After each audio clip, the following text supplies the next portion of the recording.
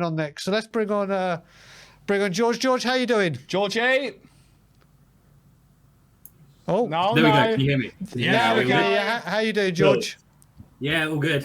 First time calling in, but I think I've met most of you, if not all of you. Definitely. I think have we met outside the stadium before? You're the guy that's talking. My cousin's the lanky one.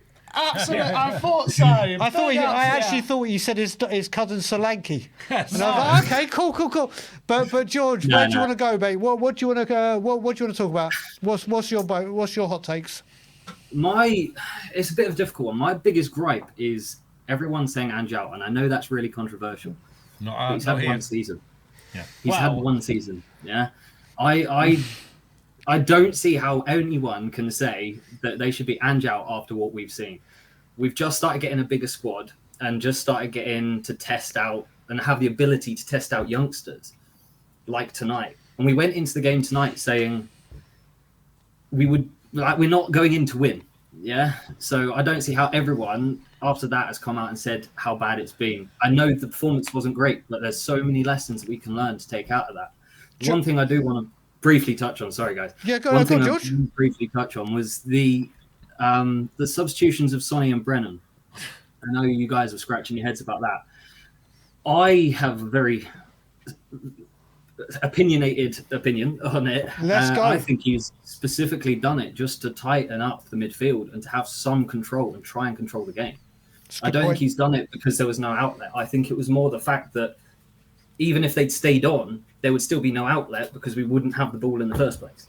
That's what I think. I think George is. I have to say, I think George has absolutely goddamn nailed it. Could you say that he went too far with the control though? Because we went from having nothing in the middle to nothing on the wing. So there's got to be some sort of a balance. You don't have to take off all your forwards to get some control in the game. Okay. But again, you don't need to have all your midfielders on to be able to control a game. I think having 4 central midfielders on at one point, I think is a bit overkill, and that's what we had at one point when we had Basuma, Bentancur, Maddison, Kulusevski, who I see, and Burt. Actually, we had 5 central midfielders on. Yeah, I have to say, 5 to control the game of football. But what I will say, James, before you, just to I am in George's camp here. I'm jumping in. I'm on Team George right now because I actually think, right now, like I said, Son's minutes need to be monitored.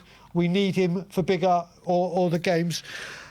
Johnson has been playing non-stop, and we were all saying here, and we were asking the audience what needs to be sorted, the midfield or the defence, and a large majority of them in the chat and us here said that midfield needs to be stabilised. Yes, we needed an outlet, and maybe Solanke should have come on with that to be the hold-up play. 5 midfielders though. Mate, but George, can I just say that I hear exactly where you're going with this, but the reality of the situation was when we brought those players on, we were even worse. We were. They cut through us. They cut through us. They were cutting through us like a knife through butter. I don't even think it was butter. They were cutting through us like olive oil. That's how easy it was. It was olive oil. It was actually worse. I mean, they nearly scored 3 goals in the opening 4 minutes. And, you know, whilst I understand exactly where you're going with that, theoretically that should have been the case. But the reality was somewhat different. I hear what you're saying, and I understand, you know, saving Sonny's legs, you know, Johnson playing all the minutes. But I understand that as well. Sorry to cut over. George. This being the first time I've come on, I'm not used to this lag. It's quite laggy on my end. Sorry about that. If I do speak over any of you, I don't mean That's it. Right, don't worry. Again, I fully understand and hear what you say. The one thing I would say in response to that is hindsight's a wonderful thing. How did Ange know that that's how it was going to play out? I think Ange played the only option he had given the shit position we were in. Sorry for the language. We knew. We knew, George. We knew. George, what I will say with this, and I think we're all excited by these crop of youngsters coming through. I think we all know that some people think they're not ready now. Some people think they might need loan moves. Some people think the way to give them minutes is via the Europa League, which, again, I can understand. But is chucking the youngsters and saying, right, go do it, an environment like this. It's like, I remember, I'll go back for an example, and this is a while ago. Hugo Lloris's debut for Spurs by, I can't remember who was manager, but AVB.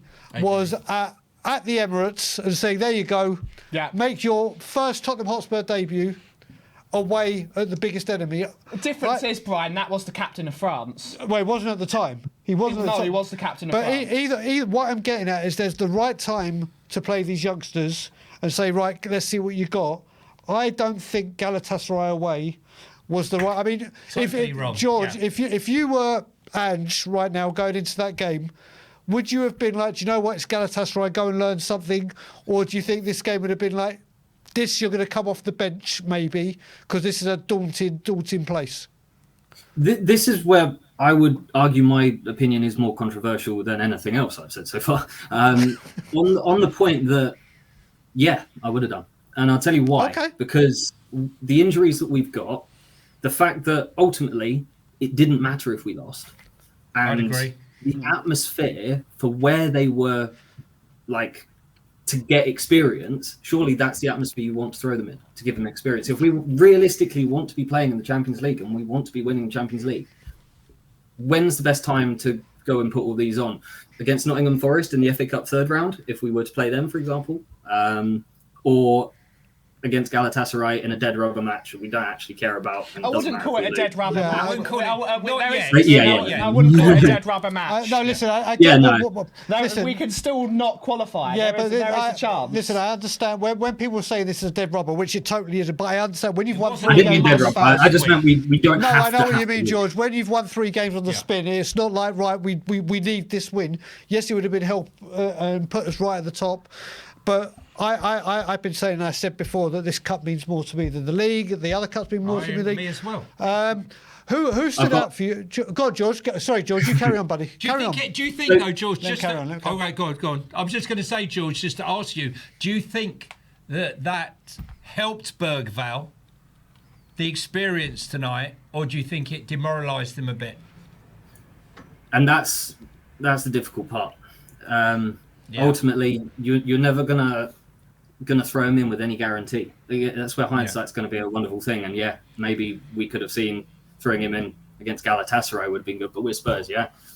We could have thrown him in against Leicester and he would have probably had an even worse game because he would have thought he played well and didn't get anything out of it. Well, at least this, they can see, okay, well, we haven't got out of it. We fought well, but where did we go wrong?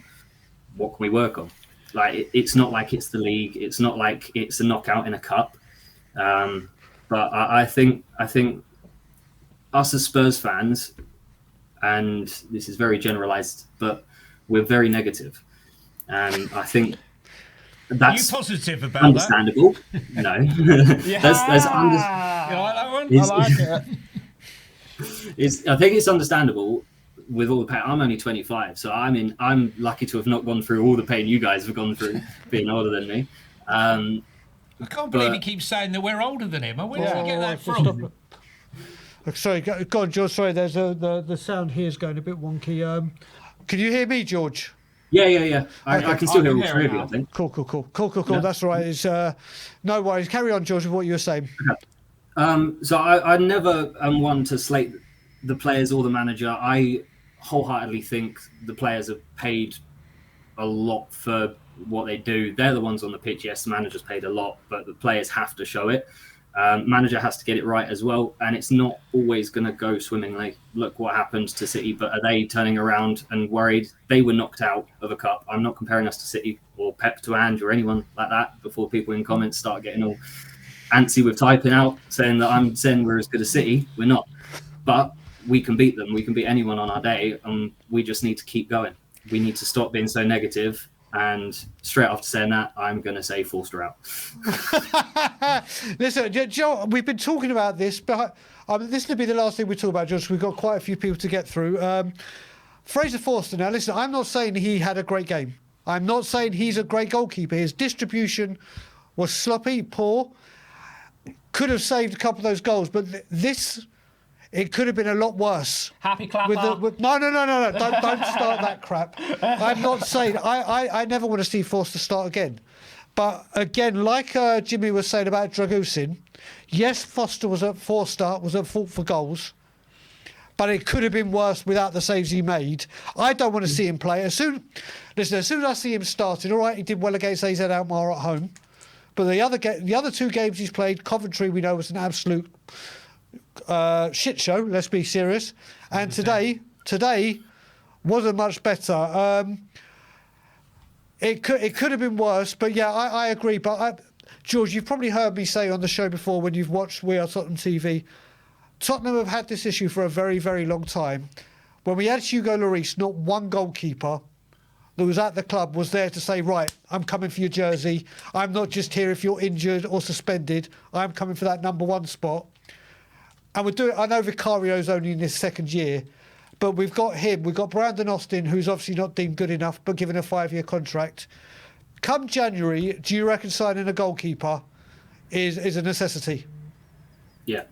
I think Forster was good for last season whilst we were in our first season under Ange. But I think for me, Ange should have seen it and gone, right, that's somewhere we need to improve. Yes, it wasn't the main place we needed to improve because we brought Vicario in. But it was somewhere that he should have, in my opinion, planned for this season to be prepared for. And I think if we don't sign a replacement in January, that's a big fuck up. Or give one of the kids a go. We got 4 goalkeepers. We got 4 goalkeepers. Gunter, Keeley, we got the other boy coming through. Give him a chance. We shall see. But George, listen, great having you on. Can I just end on one last thing? Sorry. Yes, you can, buddy. Yes, you can. I want to ask, Brian, have you heard what Hugo Lloris has come out and said either today or yesterday about Antonio Conte? Oh, yes, we have. Trust me. About the watch. Trust me, I want to hear your opinion on that. Oh, you Jesus. don't want to hear his opinion on Maybe that. not tonight. Yeah, maybe not tonight. No, listen. He's a finalist. Are you going to the game on Sunday? I'm not. I've just moved house. Damn so I it. ain't got any money. George, let's just say, obviously it got shared around WhatsApp groups and whatever. Nothing surprises me. Hugo Lloris has come out and said this. I just hope more players come out and speak the truth. The fact that listen, does it make a difference if we would have won the final or not? No, but the fact that it's just like finalists, blah blah. It's just typical of this man. And I've had 17 years now of being against this owner. I will continue to be so, and nothing I hear from that man. I mean, obviously we had the whole Gascoigne fiasco, which has been cleared up. Players are coming out and speaking like this, and hopefully people will start to realise that this performance today will be deemed acceptable by the ownership. Yeah. Because we're still in the tournament. Yeah.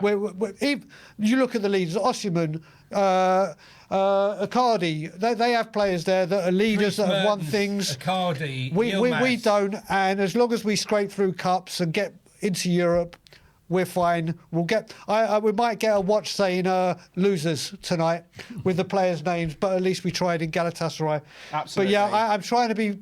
I've said before, I'm not going to speak Levy unless I need to go for him when things like this. But today is Spurs Galatasaray. It is frustrating. It is typical of that man. But George, pleasure speaking to you, buddy. Thanks, George. We will Great to speak. see you again, We will And as speak to you always, soon. Levy out.